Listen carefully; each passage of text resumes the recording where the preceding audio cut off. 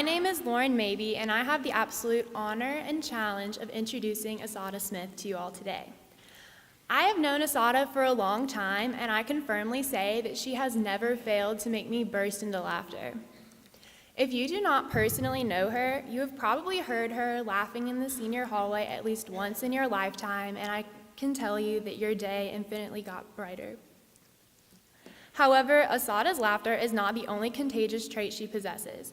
Her determination, willingness to speak up for what she is passionate about, and loyalty to her friends and family pushes me to be a better and more genuine person every single day.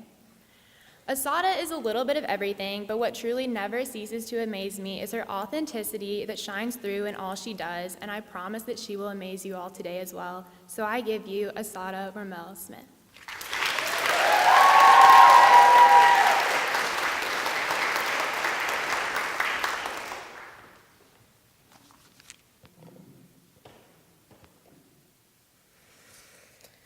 I think it's safe to say that we all have multiple faces. The face you show the world, the face you show your friends, and the face you show no one. The face that only you know about and might be scared to share, the truest reflection of yourself. I too have this last face and have always felt I needed to hide it. Because this reflection of myself is not the fun, outgoing people know me as, but instead is filled with anger. Because as an African American woman in the 21st century, I have to bite my tongue so that I do not make others uncomfortable and be given the label angry black girl. I used to see this as a stereotype, a negative phrase meant to belittle me. But in all honesty, do I not have the right to be livid, have an unyielding, unrelenting, unwavering anger inside of me? You see, Black Americans, we suffer the same way. We share a common anger. The land of the free and home of the brave is held accountable for this.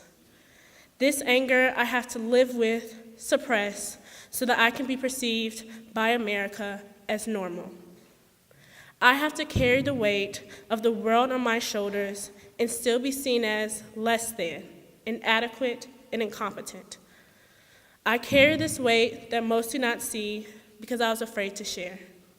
Because how am I supposed to explain that I carry the weight of living in constant fear for my father's life or my brother's life? People who do not even know them are terrified of them simply because of the color of their skin. My father is perceived as a thug with tattoos all over his body, and because of that, he must be guilty of a crime. But no, he is guilty of nothing but being a black man in America, which nowadays sure seems like a crime.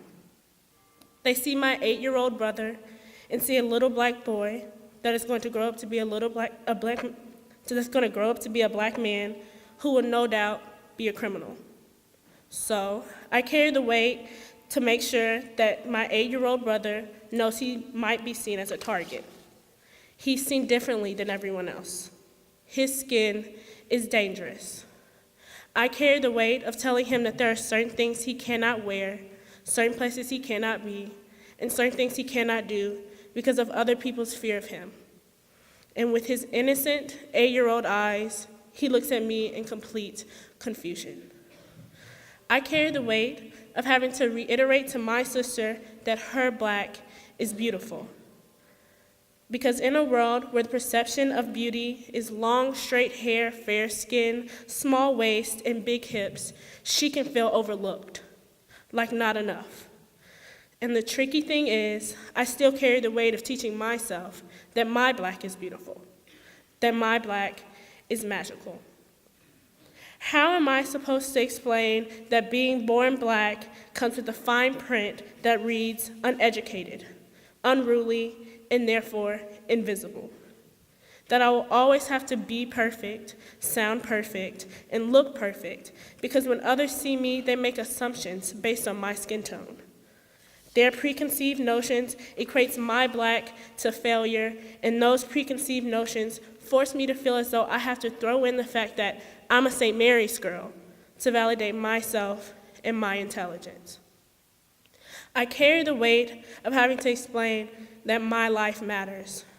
In 2017, I really have to explain that black does not mean disposable, and whether I live or I die should matter.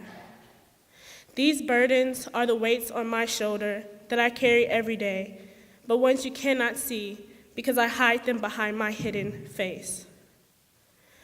I'm not standing up here to ask you to take my burdens and make them your own, but I am asking you to acknowledge my struggle and how life in America for a black woman is drastically different, almost impossible. I'm asking you to open your eyes and see me. Thank you.